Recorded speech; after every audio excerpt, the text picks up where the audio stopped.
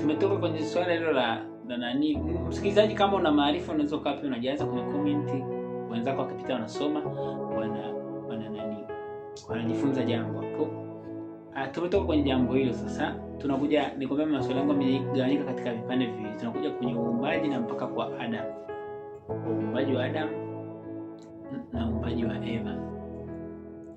Kwenye uumbaji ulipotoka kwenye kitabu ulichokisoma na ukija kwenye Biblia kwenye kitabu cha Mwanzo, vitu vilivyoshabihiana pale, hususan kuanzia kwenye uumbaji wa ulimwengu, ni kwamba kweli kabisa kwamba dunia ilikuwa giza, ilikuwa ukiwa. Uumbaji ukaanza pale, nuru ikaumbwa nyingine, na kama ulivyosema ndio jua lilipoumbwa na nyota na kila kitu, mwanadamu naye akaumbwa hapo. Tunakwenda kwenye swali sasa. Swali linaleta kwa sababu kuna kitu kipya kimoja ambacho kilikuwa pale kigeni, ambacho hakipo kwenye kitabu cha Mwanzo, ambacho ni kwamba Eva alipokula lile tunda alipata ujauzito wa Kaini, ambaye Kaini alikuja kuwa mbaya akamuua Abeli. Swali, Eva alipomega lile tunda si alimpa na Adamu amege? Asa yeye alipata ujauzito, Adamu alipata nini? Asante sana. Umefikiria mbali sana.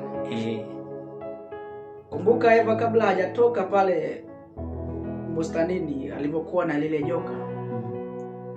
Inasemekana Eva alikula lile tunda na amelishwa tunda, na akachukua hilo tunda akaenda akamuonesha mume wake ambaye ndio Adam. Wakala tunda. Na pia ndio maana walipokula tu ile tunda walifunuliwa, sababu walifunuliwa kwamba mbona sasa tuko uchi?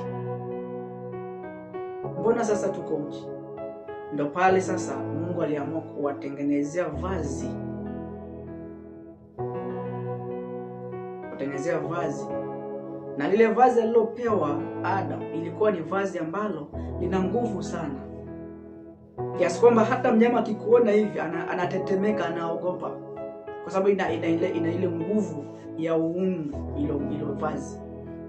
Hilo vazi bwana, kisoma tena ukiendelea kusoma, hilo vazi limerithishwa kutoka kwa vizazi mpaka ikafika kwa kizazi cha Nuhu. Ikafika kwenye kizazi cha Nuhu, ambao baada ya hapo Nuhu alikuja kumrithisha mwanae Hamu.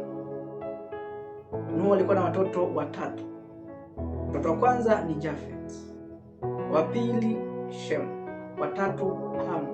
Kwa hiyo Hamu ndio akaja akachukua lile vazi akaendelea kurithisha kwa wanae mpaka ikafika kwa mtoto, kwa mjukuu anaitwa Nimrod. Ndio maana Nimrod alikuja kuwa mfalme tishio kwa kabisa, ndio mwanzilishi wa Babylon, wa Babeli. Kwa nini aliweza kufanya hivyo na kwa nini alikuwa mwindaji hodari mbele za Bwana? Ni kwa sababu alikuwa na lile vazi ambalo lina uungu ndani yake. Kwa maana yake baada ya Eva kula tunda, aliporudi kwa mume wake, tayari Bwana alishakuwa na kiumbe ambacho cho kiumbe kilikuwa ni damu ya upande mwingine, sio damu ya Adam kama Adam. Kwa maana Kaini alikuwa akifanya mambo maovu, baadaye akamua ndugu yake. Alipomua ndugu yake, Mungu akampa adhabu ile ya kuwa akaondolewa pale kwenye ile eneo, kaenda kuishi kwingine mbali kabisa. Sasa kwa sababu kile kizazi cha Kaini kilikuwa kinaendelea kuchafua ulimwengu, ndio kizazi ambacho pia kiliweza kufanya maovu mpaka wakaamua kwenda kuzaa na wale wana wa Mungu.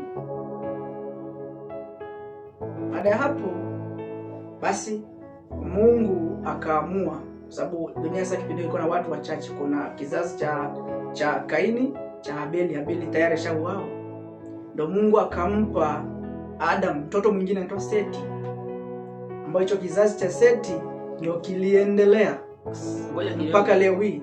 Kizazi cha Kaini, ngoja kwanza, kizazi cha Kaini kilifutiliwa mbali kipindi cha gharika kuu. Karibu. Nitaka kukustopisha kwa sababu sitaki tuende huko sana. Nataka tubaki leo kwenye mada za leo. Tubaki hapa kwenye mada za leo.